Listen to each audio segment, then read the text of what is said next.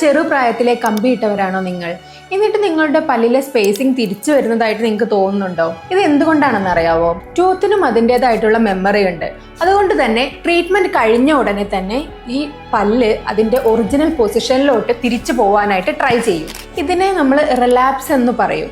ഇത് നമ്മൾ പ്രിവെന്റ് ചെയ്യാൻ വേണ്ടിയിട്ടാണ് നമ്മൾ പ്രോപ്പറായിട്ട് റിട്ടൈനേഴ്സ് വെയർ ചെയ്യണം എന്ന് പറയുന്നത്. നമ്മളെ ടങ്ങിന്റെ പ്രഷർ കാരണവും അതുപോലെ തന്നെ ഗംസ് വീക്കായിട്ടിരിക്കുന്ന കാരണവും ഇതുപോലെ പെട്ടെന്ന് റിലാപ്സ് ആവാനുള്ള ചാൻസ് കൂടുതലാണ്.